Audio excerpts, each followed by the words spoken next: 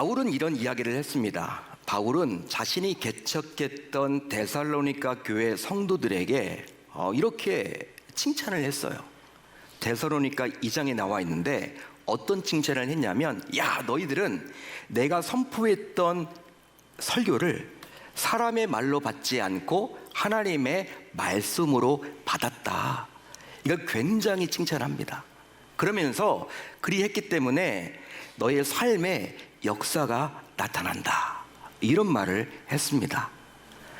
마찬가지로 이제 목회자가 전하는 이 설교의 내용을 여러분들이 인간의 말로 받지 마시고, 목사의 단순한 권면으로 받지 마시고, 사람의 말로 받지 마시고 하나님의 말씀으로 받들어서 여러분들이 실천에 옮김으로 말미암아 여러분들의 삶 모두 데살로니가 교회 성도들처럼 놀라운 기적과 이적과 역사를 경험하는 저와 여러분들의 모든 삶이 되어야 할 줄로 믿습니다. 그렇게 해나갈 수 있는 저와 여러분들이 다 되실 수 있기를 우리 주님의 이름으로 축원합니다.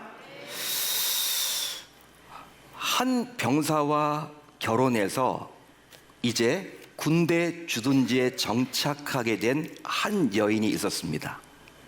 자, 그런데 군대 정착지가 어디였냐면 사막이었어요. 사막, 모래밖에 보이지 않은 사막, 끝도 없이 모래밖에 보이지 않은 사막. 한마디로 신혼살림을 사막에서 이제 하게 되었습니다. 여러분, 사막하면 뭐가 좀 떠오르세요? 그냥 외롭죠, 여러분. 사막하면요, 사람들이 많이 없잖아요. 외롭고 또 황량하고 불편하죠. 도시 문화는 완전히 다르지 않습니까? 그곳에서 이제 신혼집을 차렸기 때문에 이제 너무 여러분, 이 여인이 힘든 거예요. 견디다 못해서 이제 병이 생길 것 같아서 자기 친정 엄마에게 편지를 써서 보냈습니다. 사랑하는 엄마, 저 죽을 것만 같아요. 여기 빨리 나가고 싶어요. 저 집으로 돌아가고 싶어요. 여기서는 하루 종일 봐도 사막밖에 보이지 않아요.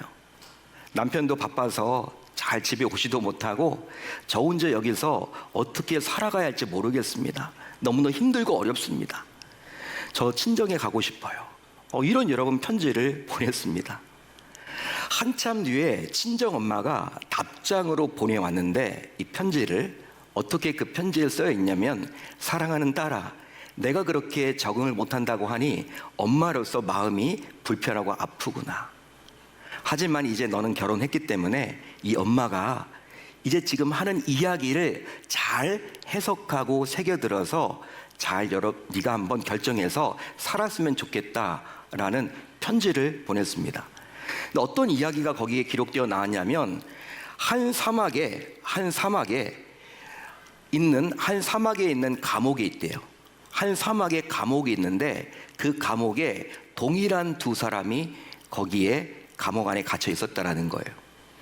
그러면서 한 사람은 그 감옥 안에서 뭘 바라봤냐면, 사막 아닙니까 여러분들? 사막에 있는 감옥인데 철장 너머로 한 사람은 뭘 바라봤냐면 모래를 바라봤다는 거예요. 모래만을 바라봤대요. 그런데 동일한 감옥 안에 있던 한 사람은 별을 바라봤다라는 이야기였어요. 굉장히 여러분 짧은 이야기죠? 그리고 나서 여러분 편지가 끝이에요. 끝입니다. 친정 엄마로부터 이런 짧은 편지를 받게 된 그녀는 이제 이 글의 의미를 깨닫고 이제 자신의 처지에서 이제 모래가 아니라 별을 찾기로 했습니다. 별을 찾아보려고 했던 거예요. 그래서 그녀는 이제 사막에서만 볼 수 있는 선인장에 대해서 연구하기 시작했고, 그 근처 인디언의 말과 풍습과 전통을 연구하기 시작했습니다. 그러니까 시간을 낭비하지 않은 거죠. 자, 그 결과 어떤 일이 벌어졌느냐, 이제 그녀는 후에 사막에 관한 전문가가 되어서 책도 여러분 기록하게 되었고, 많은 사람들 앞에서 강연까지 하게 되었답니다. 여러분, 이처럼 바라봄의 법칙이 있습니다.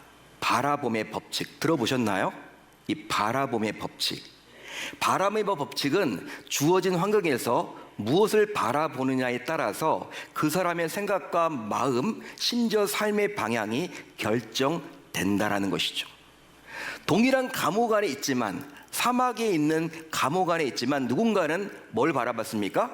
모래를 바라봤고, 누군가는 또 뭘 바라봤어요?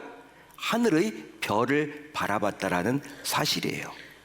모래를 바라본 사람과 분명히 별을 바라본 사람은 생각이 다를 수밖에 없고 마음가짐을 달리 먹을 수밖에 없고 그리함으로 말미암아 행동까지 다르게 할 수밖에 없다라는 사실입니다. 그게 곧 바라봄의 법칙이에요. 자, 그런데 성도인 우리 역시 마찬가지입니다. 나의 시선이 머무는 곳이 곧 결국 나의 삶이 향하는 곳이 되는 것이죠. 자, 그렇다면 여러분들에게 묻고 싶어요. 지금 성도인 나의 시선은 과연 어디로 향하고 있습니까? 여러분 예수 믿으시죠? 예수님 믿으시잖아요. 자칭 나는 구원받았다. 여기 앉아 계신 분들이 많이 있을 텐데 성도인 여러분들은 지금 현재 성도이면서도 무엇을 바라보고 계십니까? 여러분들의 시선은 지금 어디에 머물고 있나요? 히브리서 기자는 이렇게 우리 성도들이 뭘 바라봐야 할지에 대해서 분명히 답을 해주고 있습니다. 우리가 뭘 바라보라고 이야기를 해주고 있을까요? 바로 예수를 바라보라 라고 말을 해주고 있어요. 예수를 바라보자. 자, 그러면 왜 예수님만을 바라보라고 했을까요? 성도인 우리는 살면서 실제 예수 말고도 바라봐야 할 것이 한두 군데가 아닙니다. 실제 그렇잖아요, 여러분들. 실제로 생업에 시선을 둬야만 하고요. 공부하는 학생이라면 학업에도 시선을 둬야만 하고 자녀 양육에 시선을 둬야만 하고 배우자를 비롯해서 부모님에게 시선을 둬야만 하고 취업을 앞두고 있는 취준생이라면 취업에 시선을 둬야만 하는 것이고 결혼을 앞두고 있다면 결혼에 시선을 둬야 하는 거예요. 그게 바로 저와 여러분들의 삶 아닌가요? 한마디로 정말 매 순간 바라봐야 할 곳이 한두 군데가 아닙니다. 자, 그렇다면 이 모든 것들을 내버려두고 그냥 교회에 앉아서 예수만 바라보면 이 모든 문제가 저절로 해결된다라는 뜻일까요? 여러분 어떻게 생각하십니까? 그런 의미입니까? 더욱이 히브리서 기자가 바라보러 간 예수, 지금 히브리서 기자가 바라보라고 한 예수는 과연 어떤 예수를 말하는 것일까요? 히브리서 기자는 십자가를 지고 온갖 멸시와 천대를 받으신 예수님을 바라보라고 하셨습니다. 자기가 처한 모든 부끄러움을 개의치 않으시고 참고 견디사 하나님 보좌 우편에 앉아 계시는 예수님을 바라보라고 말하고 있어요. 솔직히 성도인 우리가 바라보면 힘이 나고요, 위로를 받을 수 있는 예수님의 모습이 성경을 보게 되면 많이 나와요. 실제 복음서를 보게 되면 예수님이 각종 이적과 기적을 베풀어서요 막 치유를 하시고 회복을 이끄시고 결핍을 풍요롭게 하시는 장면들이 많이 나와 있습니다. 그런 여러분 내용들을 보게 되면 그런 예수님의 슈퍼맨과 같은 그런 모습을 바라보면요 힘도 얻고 우리가 위로도 받을 수 있잖아요. 그런데 왜 하필 히브리서 기자는 십자가에 달려서 온갖 고초와 멸시를 당하시며 부끄러움을 견뎌내신 그런 예수님을 바라보라고 저와 여러분들에게 촉구하고 있는 것일까요? 그러면 지금 이곳에서 예배를 드리는 여러분들은 어떤 예수님을 바라보고 계십니까? 어떤 예수님을 바라보고 계십니까? 혹시 십자가에 달린 예수님을 바라보고 계십니까? 그게 아니면 병고침과 같은 각종 기적과 이적을 베풀었던 예수님을 바라보고 계십니까? 그것도 아니면 성도라면서도 예수님을 바라보지 못하고 계십니까? 바라보지 못한다면 그 이유는 무엇 때문입니까? 여러분, 여기서 히브리서 기자가 바라본다, 바라보자라고 지금 말하고 있지 않습니까? 근데 히브리서 기자가 이야기하고 있는 바라본다라는 말은 어떤 의미를 담고 있냐면 이런 의미는 아니에요. 그냥 산에 올라가서 아무런 생각 없이 주변 경치를 두리번거리면서 살피는 것이 아닙니다. 그런 의미는 아니에요. 본문에 나와 있는 이 헬라 원어를 보게 되면 바라본다라는 의미가 그렇게 구경하듯이 아무 생각 없이 바라보는, 그걸 말하는 것이 아닙니다. 오히려 두 눈을 고정하여 뚫어지게 살펴본다라는 뜻이죠. 그러니까 자신의 두 눈을 여러분 픽스 고정하는 거예요. 그렇게 바라보는 걸 말하는 거예요. 살펴보는 것을 말하는 거예요. 꿰뚫어 보는 것을 말하는 거예요. 그런 의미를 담고 있습니다. 따라서 예수를 바라보자라는 의미는 과연 어떤 의미일까요? 예수를 바라보자, 이것은 바로 무엇이냐면 예수님 이외의 다른 모든 것에서 시선을 떼어서 오로지 예수님께만 집중한다는 뜻입니다. 예수님께만 집중한다는 뜻입니다. 한마디로 예수님에게서 결코 눈을 떼지 말라라는 의미예요. 할렐루야, 할렐루야. 더 쉽게 말하면 365일 24시간 내내 오로지 예수님의 생각으로 모든 것을 행하는 것을 말하는 거예요. 예수님 생각으로 말하고 행동하고 생각하는 것을 말하는 거예요. 그게 곧 무엇입니까? 예수를 바라보자입니다. 그렇습니다. 예수를 믿는다라는 성도인 우리가 자주 지치고 흔들리는 이유가 있죠. 저와 여러분들도 예수를 믿잖아요. 예수를 믿는데도 불구하고 지칩니까? 안 지칩니까? 지쳐요, 여러분들. 또 여러분 흔들리죠. 흔들리는 경우들이 있잖아요. 여러분, 이렇게 지치고 흔들리는 이유는 무엇 때문이냐면 잘못되고 불완전한 것을 계속 바라보기 때문이에요. 이 말은 성도인 우리의 시선이 예수님께만 즉 고정되기만 한다면 어떤 형편에 처하더라도 걱정과 염려와 두려움에서 벗어나서 든든하게 살아갈 수 있다라는 뜻입니다. 실제로 복음서를 보게 되면 예수님께서는 공생의 내내, 즉 십자가를 지시기 전, 그리고 십자가를 지면서도 오직 하나님 아버지만 바라봤습니다. 그게 예수님이셨어요. 예수님조차도 우리에게 본을 보여주신 거예요. 자신도 공생의 생애를 하면서 성부 하나님을 바라봤어요. 그게 바로 예수님이셨습니다. 따라서 우리도 그리 살아야 하는 것이죠. 자, 그렇다면 예수님께 시선이 고정된 성도는 이제 어떤 모습으로 살아가게 될까요? 예수님께 여러분 자신의 시선이 픽스된 성도는 이제 어떤 모습으로 살아가게 될까요? 먼저 믿음이 흔들리지 않습니다. 믿음이 흔들리지 않습니다.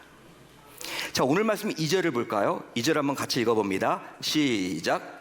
믿음의 주요. 믿음의 주요. 성도인 우리가 바라보는 예수님은 믿음의 주이십니다. 할렐루야, 할렐루야. 이 말은 예수님께서 믿음의 창시자라는 뜻이에요. 여기에 나와 있는 주라는 의미는요, 창시자라는 뜻입니다. 한마디로 믿음을 주시는 분이다라는 뜻이에요. 따라서 예수님을 바라보면 믿음이 생기고 믿음이 강해지고 그 결과 어떤 상황에서도 믿음이 흔들리지 않게 됩니다. 그러니 예수님을 하나님으로 믿는 성도지만 삶에서 마주하게 되는 다양한 문제들로 인해서 때론 믿음이 흔들려서 그 결과 신앙적 혼란을 겪게 될 때가 있잖아요. 여러분, 그런 경우가 있잖아요. 삶에서 만난 어떤 문제로 인해서, 감당하기 있는 문제로 인해서, 이 삶에서 만난 문제로 인해서 나의 신앙까지도 힘들어지는 경우들이 많이 있잖아요. 그런 경우가 있을 때 어떻게 해야 되느냐? 그럴 경우 오직 예수님만을 바라봐야 하는 것입니다. 그리함으로 믿음을 주시는 예수님으로 인해서 다소 흔들려서 무너졌던 믿음이 다시금 일어나게 되어서 결국 끝까지 신앙적으로 승리할 수 있어야만 할 줄로 믿습니다. 다음으로 삶이 온전하게 됩니다. 삶이 온전하게 됩니다. 자, 오늘 말씀 2절을 한번 같이 읽어봅니다. 시작. 온전하게 하시는 이. 온전하게 하시는 이라고 나와 있죠.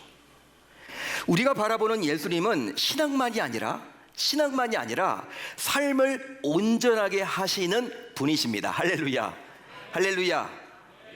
이 말은 신앙의 대상인 예수님께서는 우리가 발을 딛고 살아가는 이 세상에서의 삶과도 다소 밀접하게 연관되어 있다는 거예요. 교회 안에서만 예수님이 머무는 것이 아니라 교회 밖의 삶에서도 예수님이 우리의 삶과 연결되어 있다는 의미입니다. 그러기에 기나긴 인생길을 걷다 보면 때론 종종 너무나도 걷기가 힘들어질 때가 많이 있잖아요. 여러분, 인생이 장거리 레이스와 같다 보니까 인생을 살다 보면 너무나 지칠 때도 있고 힘들 때도 있고 낙심이 찾아올 때도 있고 괴로울 때도 있고 곤란할 때가 많이 있단 말이에요. 삶이, 우선 신앙이 아니라 삶이, 내가 살아내는 삶이 여러분 그렇다라는 거예요. 여러분, 그렇게 힘들고 지칠 때가 있는데 그럴 경우 예수님을 바라봐야 합니다. 그리함으로 삶을 온전하게 하시는 예수님으로 인해서 지치고 힘들었던 삶이 다시금 정돈되고 온전해지고 그래서 다시 시작할 수 있는 계기가 되어 있어야만 하는 것이죠. 실제로 예수를 바라보는 자들은 무너진 삶이 온전해지는 놀라운 기적을 맛보게 돼요. 놀라운 기적을 맛보게 됩니다. 따라서 성도이지만 안타깝게도 삶을 살면서 여러 복잡하고 혼란스럽고 힘든 문제로 힘겹게 살아가고 있는 분들이 행여나 여기에 계신다면 예수를 바라볼 때 결과적으로 해결의 길이 열리게 될 줄로 믿습니다. 더하여 삶이 치유되고 회복됩니다. 자, 오늘 말씀 3절을 한번 같이 읽어봅니다. 시작. 너희가 피곤하여 낙심하지 않기 위하여. 우리가 바라보는 예수님은 병든 육체와 영혼을 치유하고 또 힘든 마음을 회복시키시는 분이십니다. 할렐루야. 실제로 조금 전에 살펴봤던 피곤이란 말은 어떤 의미가 있을까요? 피곤. 우리가 여러분 입에 달고 살아가는 단어가 이 피곤 아닌가요? 피곤해. 저도 그런 것 같아요. 여러분들은 어떤지 모르겠습니다. 피곤해. 만성 피로가 굉장히 많다고 그러지 않습니까? 여러분, 이 피곤이 어떤 의미일까요? 방금 우리가 읽었잖아요, 말씀에서. 이 피곤은 어떤 의미일까? 피곤은 지침과 무기력을 뜻하는데 주로 육체와 영혼이 지쳐서 힘이 빠지고 쉬고 싶은 상태를 말하는 거예요. 한마디로 기운이 빠져서 아무것도 하고 싶지 않은 상태를 말한답니다. 그게 피곤이에요. 진짜 여러분, 피곤하면요 아무것도 하기 싫잖아요. 예? 여러분, 피곤하면 정말 아무것도 하기 싫어요. 피곤하면. 그런 의미를 담고 있는 거예요. 자, 더하여 낙심은 여러분 어떤 의미일까요? 낙심 어떤 의미입니까? 낙심은 기대했던 대로 이루어지지 않아서 결과적으로 의욕이 사라지고 그 결과 마음이 아래로 푹 가라앉는 상태를 말하는 거예요. 떨어질 낙의 마음 시험 아닙니까? 그러니까 마음이 떨어지는 거예요. 그게 낙심이에요, 낙심. 그래서 어떤 기대와 소망도 없이 마지못해서 살아가는 상태가 곧 낙심입니다. 자, 그런데 아무리 성도라 하더라도 이런 피곤과 낙심이 있습니까, 없습니까? 없습니까? 있다는 데 문제가 있는 거죠. 예? 어쩔 수 없는 거예요, 여러분. 있습니다. 목회자인 저도 있고 평신도인 여러분들도 있어요. 예수 믿으면 이런 것들이 없으면 좋은데 하나님은 그런 방식으로 역사하지 않으세요. 예? 세상 사람들만 피곤하고 세상 사람들만 낙심하면 다 예수 믿을 거 아닙니까? 근데 그런 방식으로 하나님은 전도하지 않으세요. 예수를 믿어도 우리가 피곤하고 낙심할 때가 있다라는 것이죠. 자, 자신도 모르게 어느새 찾아와서 자신의 삶을 전부 망가뜨리는 것이 곧 피곤과 낙심입니다. 자, 그래서 보통 우리가 이렇게 푸념하기도 하죠. 아니, 내가 왜 이래? 나 이제 어떻게 살아? 큰일 났네. 야, 어떻게 해야 되지? 이런 말들을 여러분 하루에도 수십 번 하기도 하죠. 하지만 만약 이런 상황에서 우리가 잘못된 것을 계속 바라보기만 하면 다시 일어설 수 없는 삶의 나락으로 떨어지게 되는 것입니다.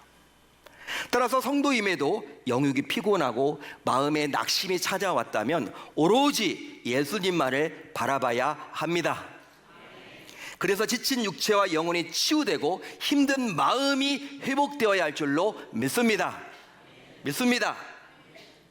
자, 그래서일까요? 예수님께서는요, 놀랍게도 공생애 당시 이런 말씀을 이미 하셨어요.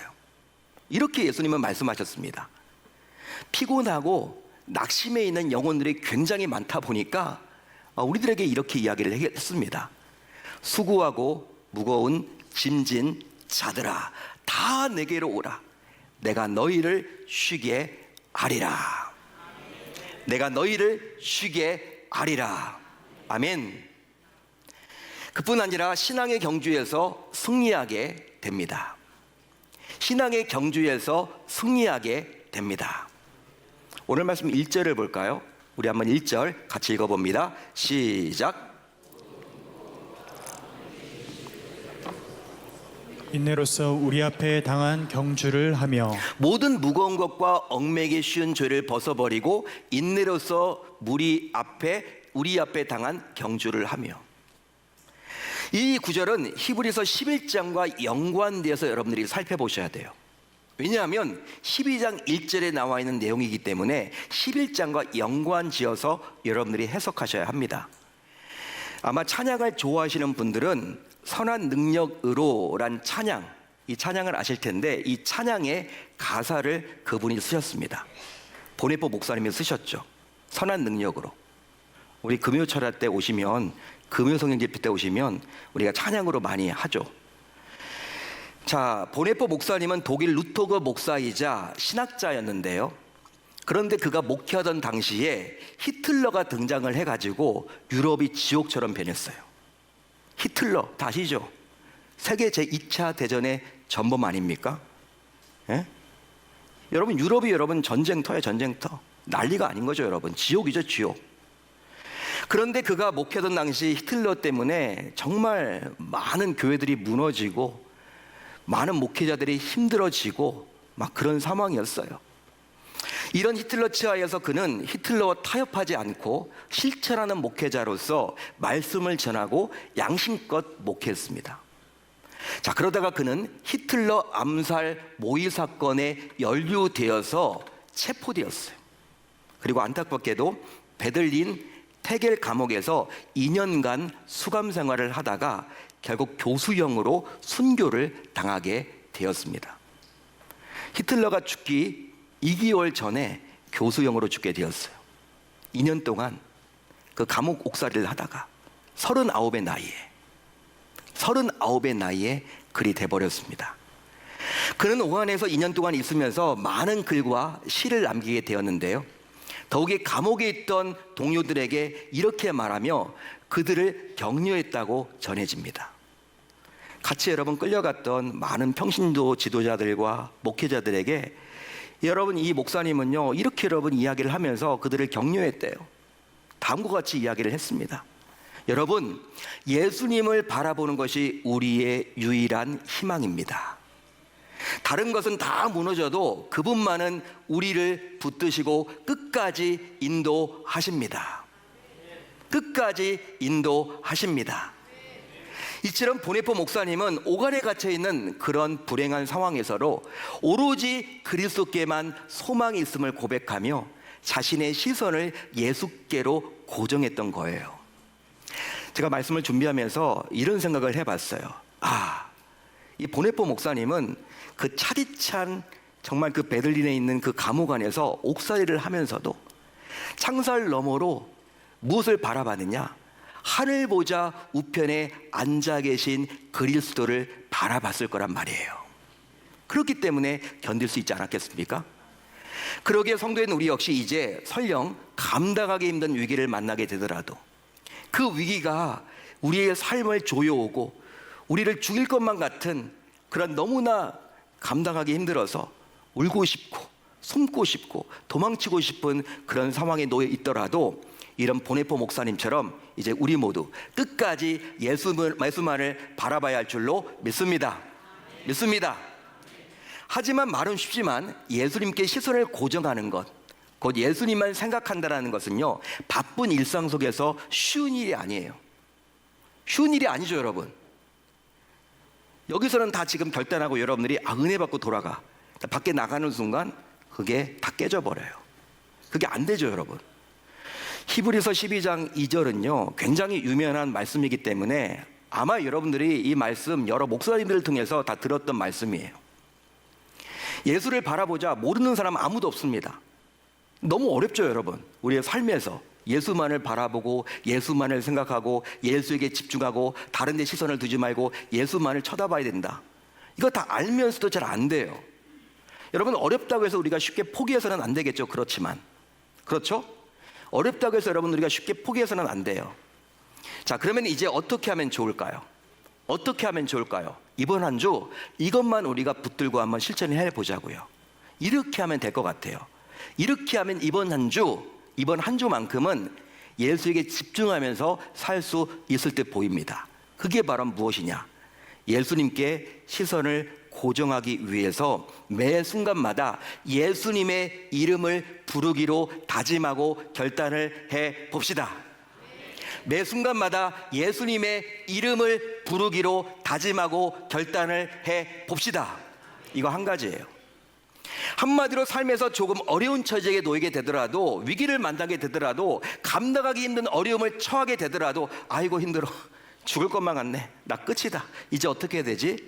이렇게 여러분 표출하지 마시고, 주님 제발 저를 도와주세요, 주님 저에게 은혜를 베풀어 주세요, 주님 저를 살려주세요 라고 주님을 떠올리며 주님의 이름을 불러야만 하는 것입니다. 그 결과 예수님의 이름을 부르는 것만으로도 실제로 달라진 삶을 살아가는 기적을 맛보게 될 줄로 믿습니다. 그래서 일상에서 바라봄의 기적을 몸소 체험하는 성도인 저와 여러분들이 모두 되어야 할 줄 우리 주님의 이름으로 축복합니다. 축원합니다.